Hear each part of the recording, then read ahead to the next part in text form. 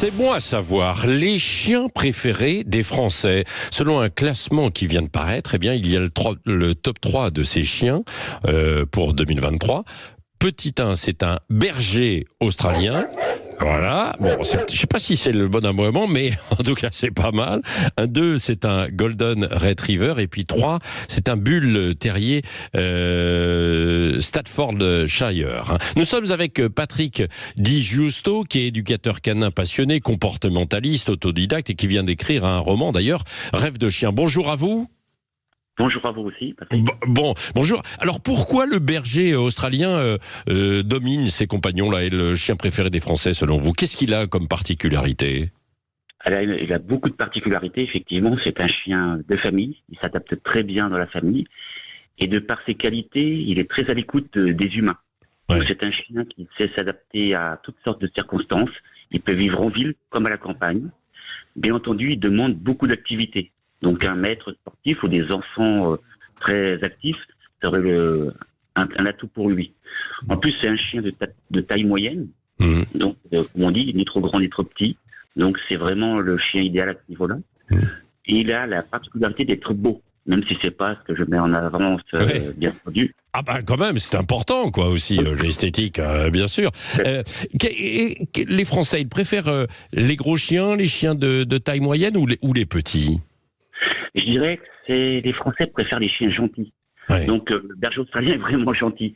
Parce que c'est vrai que dans le classement, c'est quand même des chiens de taille moyenne. Ouais. Golden est, taille moyenne un peu plus grand. Le Staffordshire Terrier est un chien plus petit, mais c'est vraiment des tailles qu'ils apprécient. Ouais.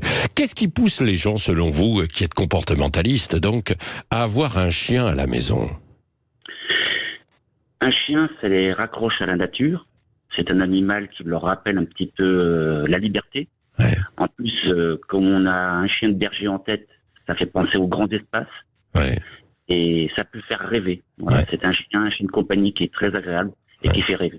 Alors, vous dites grands espaces. Parfois, certains ont des chiens. Bon, certes, dans des maisons, ils ont des terrains, mais ils ont aussi des appartements.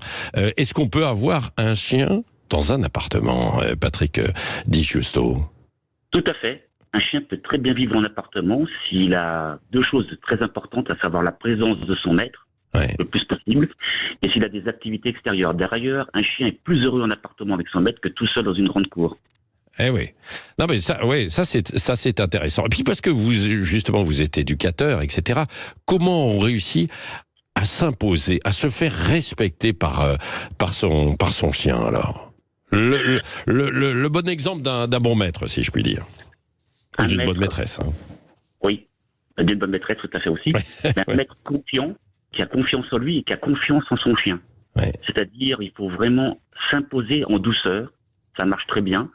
Montrer les directives. Un chien ne doit pas décider de ce qu'il doit faire. C'est le maître qui doit décider du moment de la promenade, du moment du jeu. Et surtout, toujours passer devant. C'est-à-dire que quand on sort de chez soi, on passe le premier, le chien suit, et ça serait un chien très épanoui. Ah bah voilà, merci Patrick Di Giusto, c'était très intéressant et je montre aussi à la caméra pour ceux qui nous regardent sur les réseaux sociaux votre roman qui vient de paraître aux éditions Hello, Rêve de chien, j'imagine qu'on le trouve donc aussi sur internet probablement et dans les bonnes librairies. Merci d'avoir été avec nous ce matin sur Sud Radio.